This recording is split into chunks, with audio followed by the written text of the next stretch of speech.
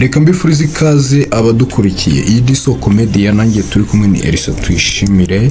Uyu munsi naguteguriye ingingo igendanye n'ubuzima. Ni gute wahangana n'ibibazo byo kwibagirwa vuba?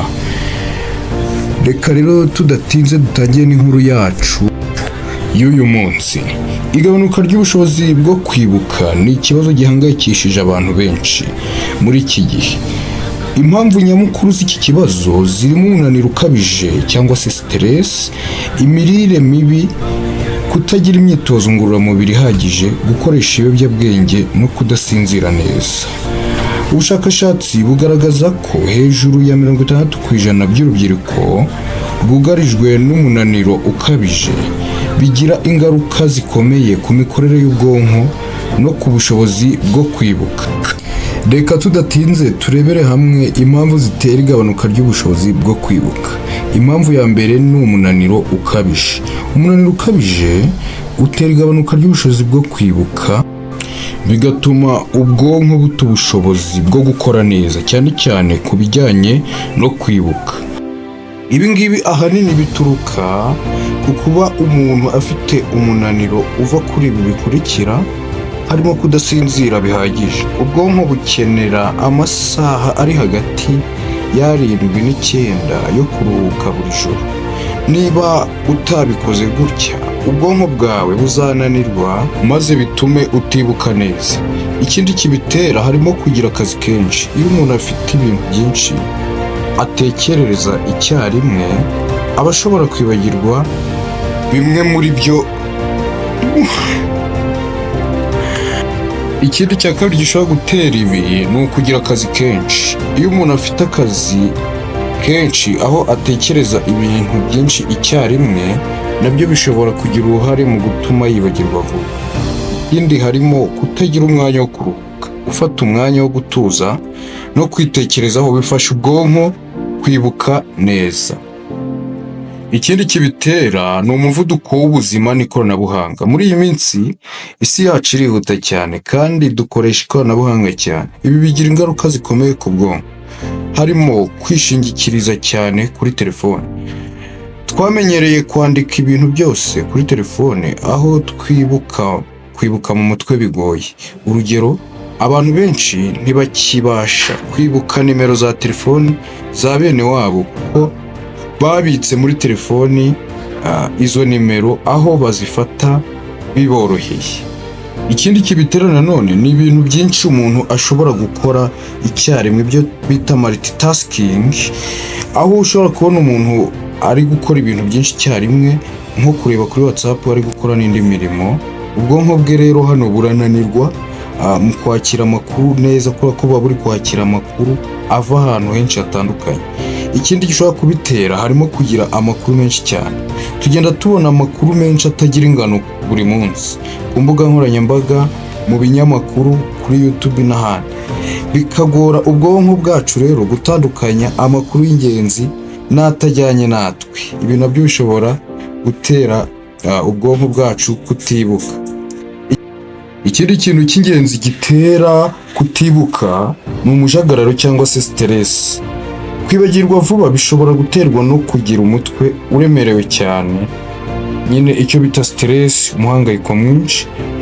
Iyo umuntu afite ibitekerezo byinshi bimuzengurutse, ubwonko bwe buraremererwa, bigatuma atibuka neza. Urugero, abantu bari mu bibazo bikomeye nk'akazi kenshi, amadeni cyangwa ibibazo by'urukundo bashobora kwisanga bibagirwa vuba.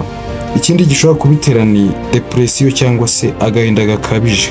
Kugira agahinda gakabije, hano iyo umuntu afite ibibazo byo kwiheba, ubushobozi bw'ubwonko bwe bwo gufata mu mutwe cyangwa se kwibuka neza amakuru buragabanuka.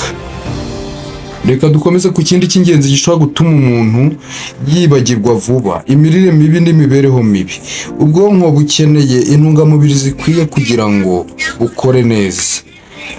Kutarya neza rero bigira ingaruka ku mikorere y'ubwonko. Kugira imirire ituzuye irimo amasukari menshi, ibiryo byanyuze mu nganda cyane n'ibindi bishobora kugira ingaruka ku mikorere y'ubwonko. ikindi harimo kudakora imyitozo ngororamubiri. Siporo ifasha amaraso gutembera neza mu bwonko, kandi iyo udakora imyitozo ngororamubiri ubushobozi bw'ubwonko bwo kwibuka buba buri hasi cyane. Ikindi ni ukutanywa amazi ahagije. Ubwonko bukora neza iyo bufite amazi ahagije. Kunywa amazi make bishobora gutuma umuntu atibuka neza. Hari n'uburwayi bw'ubwonko buterwa n'ubuzima bwo mu bwana. Ubu nabwo bushobora gutuma umuntu yibagirwa vuba. Hari igihe kwibagirwa biba bifitanye isano n'uburere umuntu yagize akiri muto.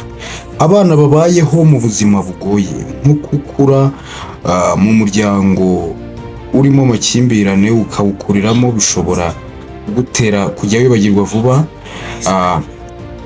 Ikindi nanone ni ukubaho mu buzima bw'ihohoterwa. Kuva mu bwana cyangwa no mu buzima busanzwe, abantu bahura n'ihohoterwa bashobora kugira ikibazo cyo kwibagirwa kubera ko ubwonko bwabo bwifunga kugira ngo butibuka ibibi byababayeho. Ikindi gishobora gutera kwibagirwa vuba ni ukunywa itabi, inzoga n'ibiyobyabwenge. Ibiyobyabwenge bishobora kwangiza imitsi y'ubwonko. Itabi rigabanya ubushobozi ku maraso kugira ngo amaraso atware umwuka mwiza mu bwonko. Ikindi ni inzoga. Inzoga nazo zigira uruhare mu gutuma ubwonko bw'umuntu bugira kapasite ntoya yo gutuma bwibuka. Ibiyobyabwenge nka marijuwana, kokayine n'ibindi ibiyobyabwenge bishobora gutuma umuntu atakaza ubushobozi bwo kwibuka. Kutagira umwanya wo kwitoza kwibuka, ibi nabyo bishobora gutuma noneho utakaza nyine ubushobozi bwo kujya wibuka vuba. Kutabifatira umwanya ngo witoze kwibuka vuba, wenda wicara uvuga uti ngiye gufata nk'iki kintu mu mutwe, mfate nimero nk'eshanu mu mutwe, ibi nabyo bishobora gutuma utakaza ubushobozi bwo kwibuka vuba. Ubwonko ni igice cy'umubiri gikeneye imyitozo nk'uko abantu bakora siporo kugira ngo bagire imitsi ikomeye. Iyo umuntu adakoresha ubwonko bwe kenshi, bushobora gutakaza ubushobozi bwo kwibuka. Kutiga ibintu bishya, kwiga ururimi rushya, gukina imikino y'ubwenge, gusoma ibitabo no gukora ibintu bishya bituma ubwonko bukomeza gukora neza.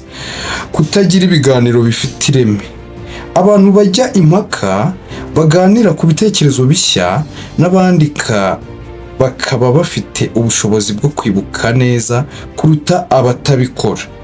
Hano ngira ngo birumvikana, abantu bakunda gukora ibiganiro mpaka, abantu bagira ibitekerezo ku bintu bishya bihari, abo bakunze kugira kwibuka cyane ugereranije n'abicecekera ntibagire icyo babikoraho. Dufata umwanzuro rero, kwibagirwa vuba bifite impamvu nyinshi, ariko inyinshi muri zo zishobora kwirindwa. Gukora siporo, kurya neza, kugira ibihe byo kuruhuka, ukaruhuka amasaha ahagije, kugabanya umwanya duta kuri social media cyangwa se ikoranabuhanga ku mbuga nkoranyambaga ku bintu bitadufitiye umumaro, no gukomeza gutoza ubwonko kugira uruhare rukomeye mu gutuma umuntu yibuka neza. Mbese ibi hari icyo bigufashije?